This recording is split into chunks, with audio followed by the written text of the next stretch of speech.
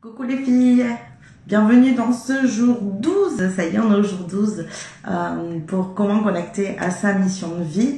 Donc aujourd'hui j'aimerais te parler d'un sujet qui est très lié à la connaissance de soi, qui est comment être plus authentique. Comment tu peux être plus authentique dans ta vie, qu'est-ce que tu peux mettre en place pour être plus authentique dans tes décisions, dans tes choix de vie, dans chaque domaine de ta vie, avec tes relations, avec ta famille, etc., etc. Comment tu peux te positionner pour être plus authentique, pour être plus en accord avec toi-même et du coup pouvoir justement créer cette vie qui te ressemble, pouvoir tendre vers cette mission de vie qui va te ressembler aussi. Donc moi ce que je te propose aujourd'hui, eh bien c'est de te donner quelques questions que tu peux te poser. Soit, voilà, tu te poses ces questions sur des domaines de ta vie, un domaine ou un autre, ou alors te la poser quand tu as besoin de prendre une décision ou quand tu sens que tu n'es pas en phase avec toi-même, quand tu sens qu'il y a quelque chose qui ne va pas.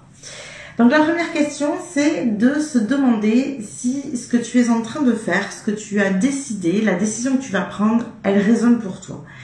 Est-ce que tu sens qu'à l'intérieur ça vibre? Est-ce que tu sens que c'est une décision qui est en accord avec qui tu es, en accord avec tes valeurs, mais aussi en accord avec ce qui te met en joie? Parce que bien souvent on a tendance à prendre des décisions pour faire plaisir aux autres, pour montrer qu'on prend la bonne décision, mais ça veut pas dire que c'est la décision qui te met en joie, ça veut pas dire que c'est la décision qui va te faire plaisir. Donc ça c'est important, c'est la première question. Demande-toi si ce que tu vas décider ça résonne pour toi, ou demande-toi eh bien si les relations amicales que tu vis actuellement elles résonnent pour toi. Est-ce que ton travail, ton métier, est-ce qu'il résonne pour toi en ce moment aussi? Voilà, ça c'est vraiment la question à se poser sur chaque chose. Quand tu vois qu'il y a quelque chose qui te dérange un peu, qui te gêne, eh bien je t'invite à te poser cette question. Moi, c'est une question souvent que je demande ça dans les appels découvertes. Est-ce qu'il y a quelque chose en ce moment qui te bloque vraiment? Et c'est du coup, est-ce qu'elle résonne pour toi? Est-ce qu'à l'intérieur de toi, le choix que tu as fait par rapport à cette situation qui est bloquante, est-ce qu'elle résonne pour toi? La deuxième question à se poser, c'est se demander si tu agis pour faire plaisir aux autres ou pour ne pas être jugé. Parce que souvent, c'est soit l'un, soit l'autre.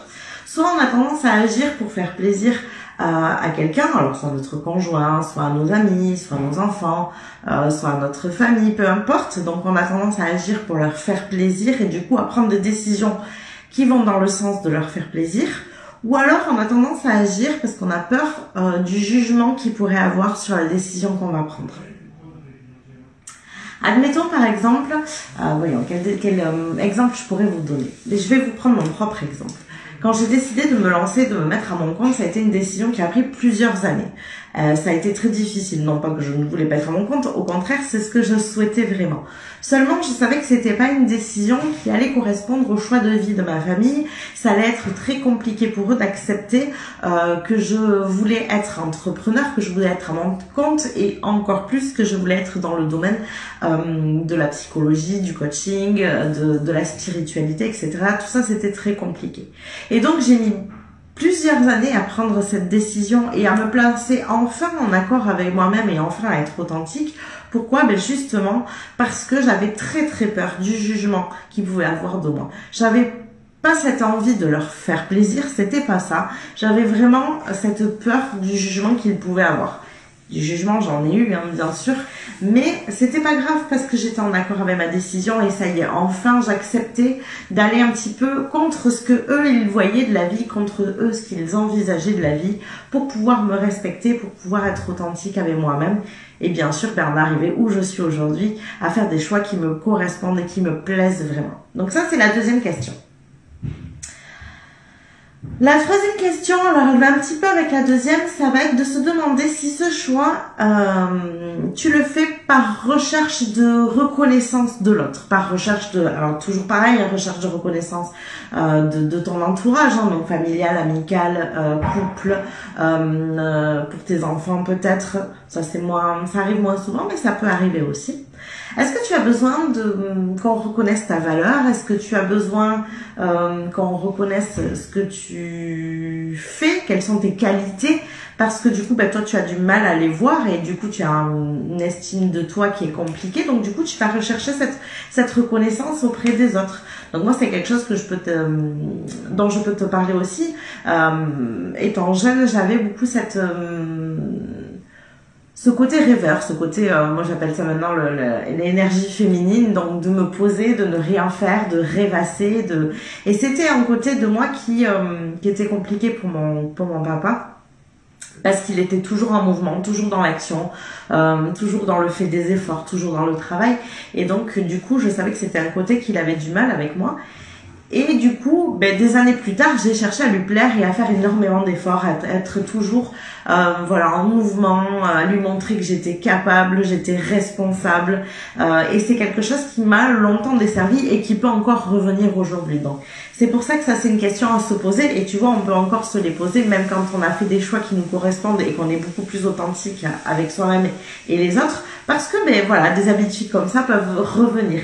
Donc moi, ça, tu vois, c'est une question que je me pose encore. Est-ce que ce choix, je le fais parce que j'ai ce besoin de reconnaissance-là, ou est-ce que je le fais parce que c'est un choix qui me correspond, qui me fait plaisir, qui est aligné avec moi?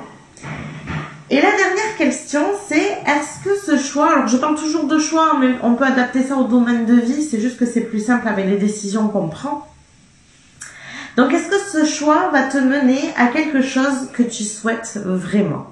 Essayez de voir, là, c'est pour peut-être des petites décisions, des choses qui n'ont pas grande importance, mais pourtant, ça en a parce que n'oubliez pas que les petits pas que vous faites vont vous amener vers votre avenir, vont vous amener vers votre futur.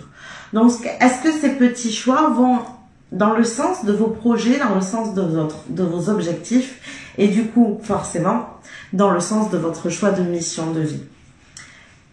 Je vous ai dit hier qu'on avait bien souvent tendance à savoir ce pourquoi on était fait. En règle générale, c'est qu'on a du mal à se l'avouer parce qu'on ne se l'autorise pas.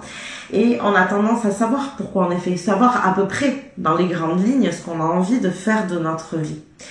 Donc, si vous avez déjà les grandes lignes de ce que vous souhaitez faire, eh bien demandez-vous si les choix que vous faites actuellement, là, tous les petits choix que vous allez faire dans les jours, les mois qui viennent, ils vont dans le sens de cette mission de vie.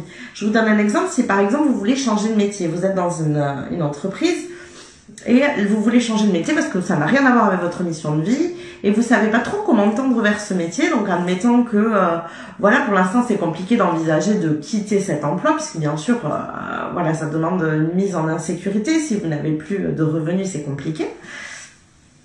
Mais est-ce que du coup, si par exemple votre patron vous demande de faire des heures supplémentaires, c'est un choix qui va vous aider à aller dans le sens de votre mission de vie?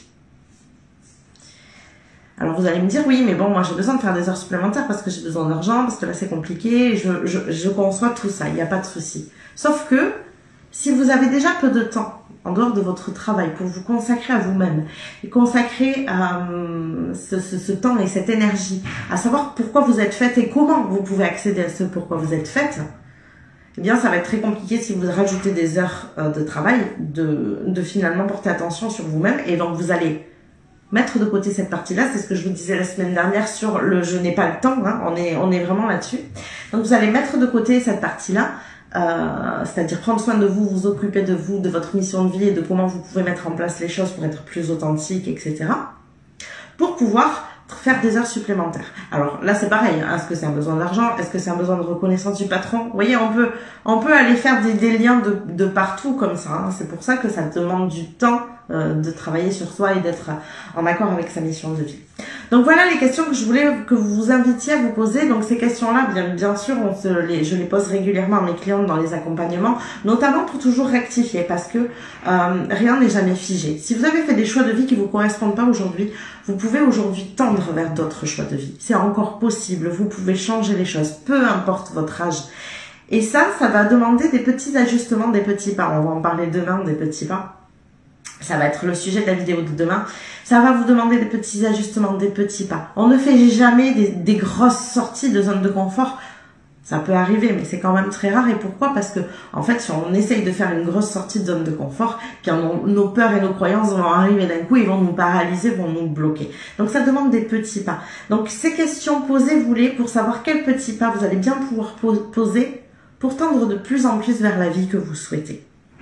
Donc c'est vrai que ça crée des peurs malgré tout, parce que si vous vous dites, oh oui, alors je vais faire moins d'heures, mais là je manque d'argent, c'est compliqué, et il y a le mental qui arrive. C'est pour ça que les accompagnements sont utiles, c'est parce que le fait d'être avec quelqu'un, d'être accompagné, c'est pas pour rien qu'on donne ce nom, hein, le mot accompagnement, d'être accompagné, ça permet d'apaiser ses peurs. Ça permet d'être accompagné par quelqu'un qui est déjà passé par là. Vous voyez, hein, je vous ai donné mes propres exemples aujourd'hui. Donc par quelqu'un qui a déjà fait face à ses peurs, qui a déjà mis en place ses petits pas et qui va être là pour vous rassurer, pour vous soutenir dans vos démarches. Et ça, j'ai nombreuses de mes clientes qui pourraient vous le dire. Elles ont eu des choix qui n'ont pas été simples, qui n'ont pas été faciles, mais parce qu'elles ont eu ce soutien, parce que je leur ai montré qu'elles pouvaient faire ces choix, parce que je les ai faits et que je sais quelle est ma vie aujourd'hui, elles ont pu avancer et elles ont pu tendre vers une vie qui leur correspondait vraiment. Donc si à toi ça te parle, si toi aussi tu as envie d'aller plus loin de cette manière-là, eh bien je t'invite à prendre rendez-vous. Tu as mon adresse mail juste au-dessus ou tu m'envoies un messenger, il n'y a pas de souci, pour un appel découverte qui t'est offert, ne l'oublie pas. Donc je t'invite vraiment à prendre rendez-vous pour qu'on puisse échanger ensemble et savoir toi aussi comment tu peux tendre vers tout ça et de quelle manière tu pourrais aller plus loin vers ta mission de vie. Voilà, cette vidéo est terminée, je te dis à demain, je te fais des bisous.